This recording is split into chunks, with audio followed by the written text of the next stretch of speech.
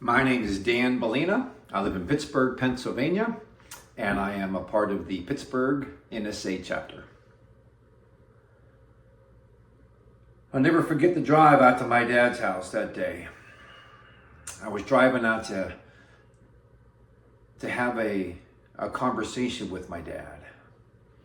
I was driving out there to have a moment with him. One of those moments in life that we all get, right? As many times as I've been to see my dad, I don't even remember driving out to his house that day. I don't remember because my mind was so consumed with what I was thinking, what I was going to say, what I was feeling deep down. I was 55 years old. I always knew in my life that I had these unknowns that I didn't want to know. I had this aching feeling in my family. There's 5 kids, and it was one of those things where I just didn't want to know the truth. But the truth was really important for me to know as a person, as a man, for my own self. So there I was making this drive out to see my dad. Well, I get to his house, I knock on the door.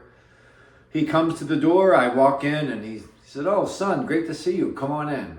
So I go in and we sit down at his table, his kitchen table, and the table is an old wooden table, and it's got marks on it and it's been beat up, and it's been around for years, and a lot of memories with that table as a kid, growing up in my family. So we sat down, and I can feel my heart. My heart was just pounding so hard, and he looked at me and he said, "Son, what's on your mind?" So nonchalantly. Meanwhile, what I was feeling was just overwhelming. So I paused,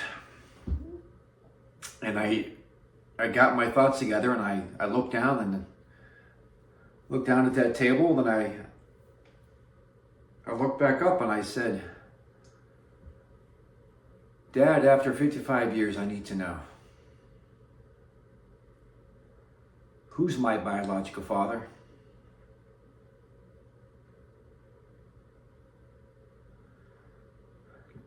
Silence, just silence in that room. I'll never forget. Because the longer it was silent, the more I knew what was coming my way.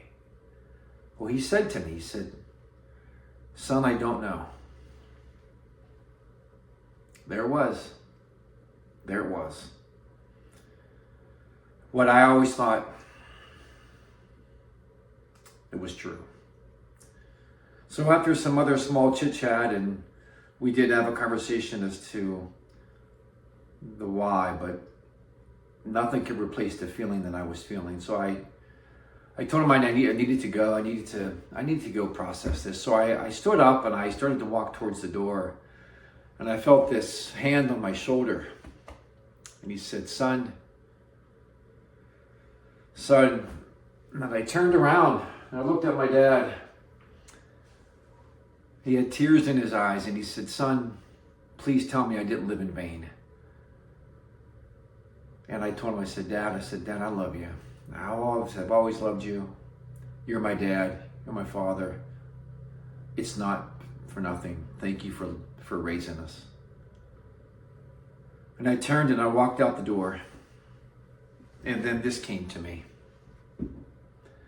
Amazing grace, how sweet the sound that saved a wretch like me. I once was lost, but now I am found. Was blind, but now I see.